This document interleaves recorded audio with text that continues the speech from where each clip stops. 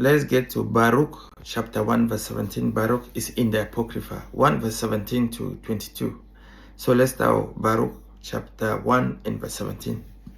For we have sinned before the Lord, and disobeyed him, and have not hearkened unto the voice of the Lord our God to walk in the commandments that he gave us openly.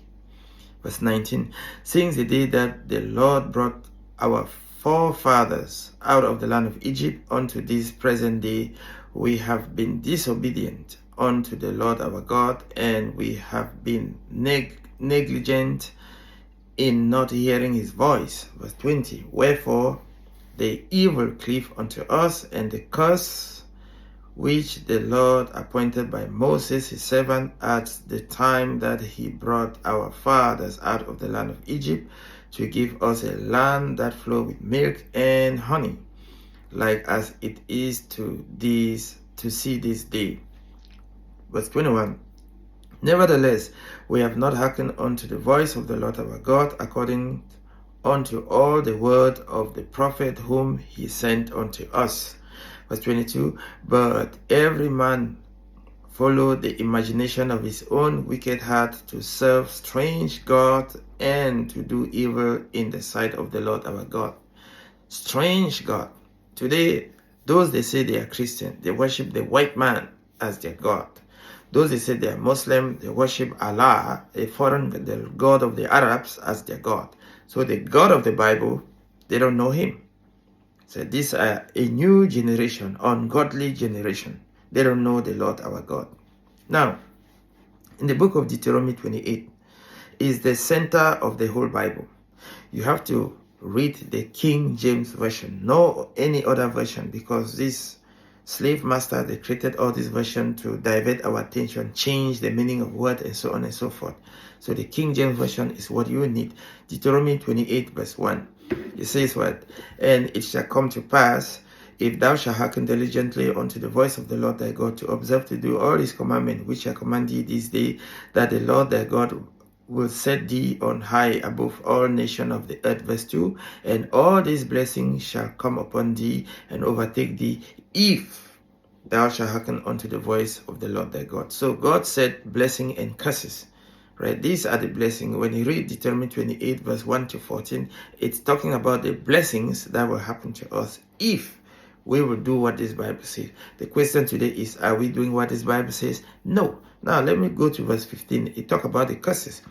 But it shall come to pass, if thou wilt not hearken unto the voice of the Lord thy God, to observe to do all his commandments and his statutes, which I command thee this day, that all these curses shall come upon thee and overtake thee.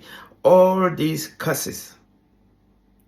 There are blessings and there are curses in the Bible.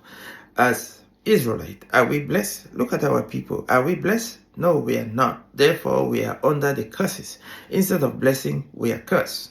Right? Verse 16, it says, cursed shall thou be in the city, and cursed shall thou be in the field. Go out and look at your city. Is your city blessed? No. Look at your farms. Are your farms blessed? No. We are cursed. Right? We are cursed. Deuteronomy 28 verse 1 to 68, it is talking about the curses, blessings and curses that are upon us.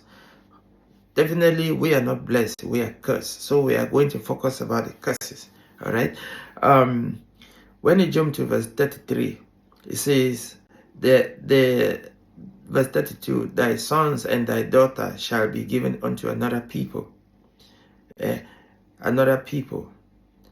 thy eyes shall look and longing for them all the day long, and there shall not be any might in their hand. Your sons and daughters will go into slavery. You will not have military might to fight back.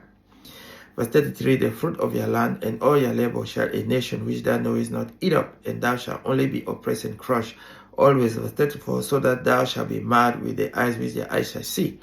Your resources, another nation will take. Is it happening? Yes. We are under the curses. Right? We are under the curses. Deuteronomy 28 verse 41, it says, thou shalt beget sons and daughters, thou shalt not enjoy them, for they shall go into captivity. So slavery will happen to us. Verse 43, it says, the stranger that is within thee shall get up very high, and thou shalt come down very low.